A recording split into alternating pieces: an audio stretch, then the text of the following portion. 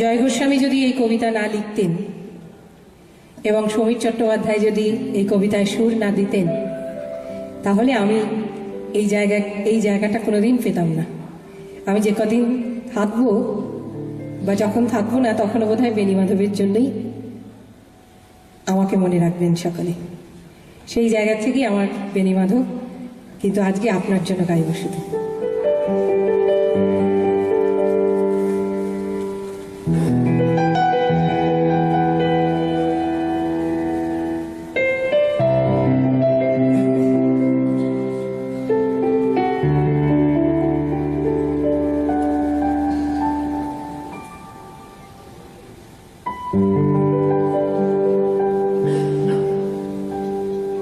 বেণী মাধব,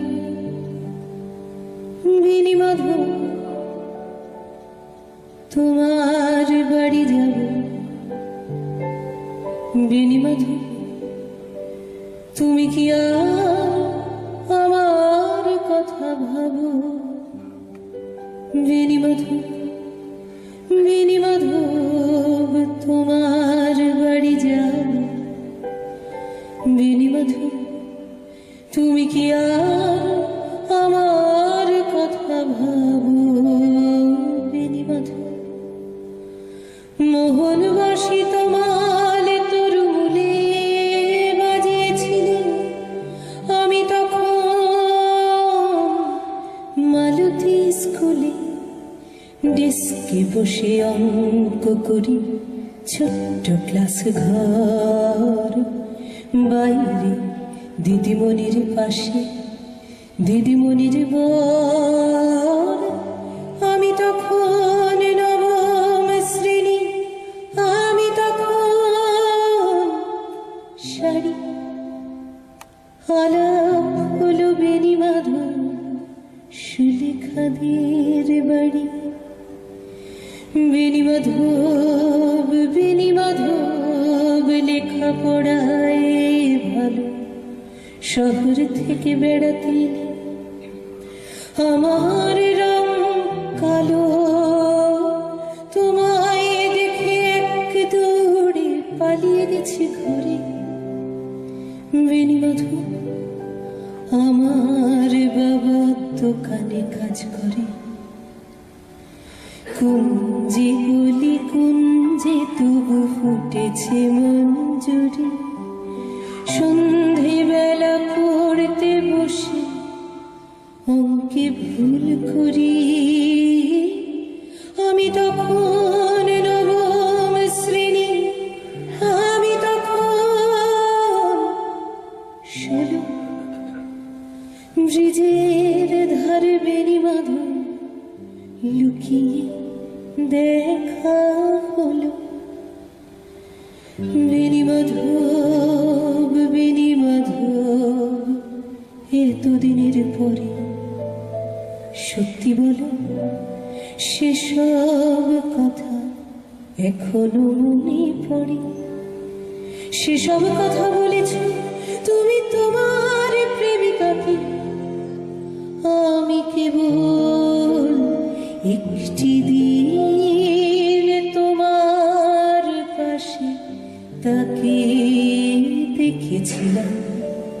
আলোর নিচে অপূর্ব সে আলো। স্বীকার করি দুজনকে মানিয়েছিল ভালো। জুড়িয়ে দিল চোখ আমার, পুড়িয়ে দিল চোখ।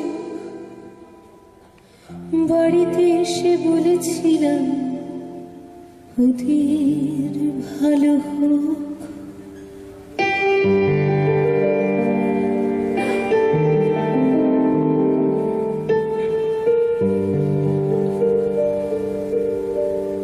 রাতে এখন ঘুমোতে যাই একতলার ঘরে।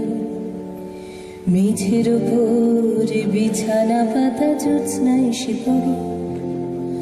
আমার পরে জীবন ছিল চোরা পথের বাঁকে, মিলিয়ে গেছে জানি না কার সঙ্গে থাকি।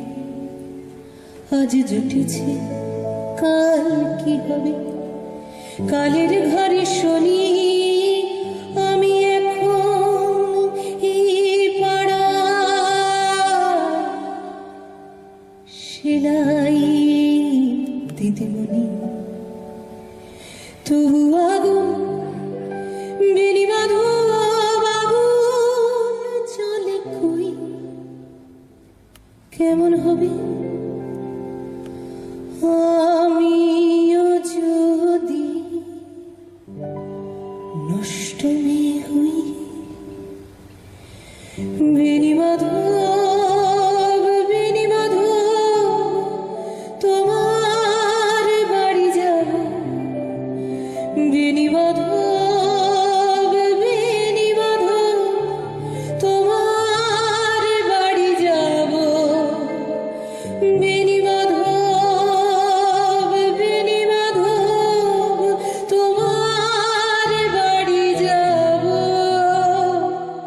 বেনিবাঁধো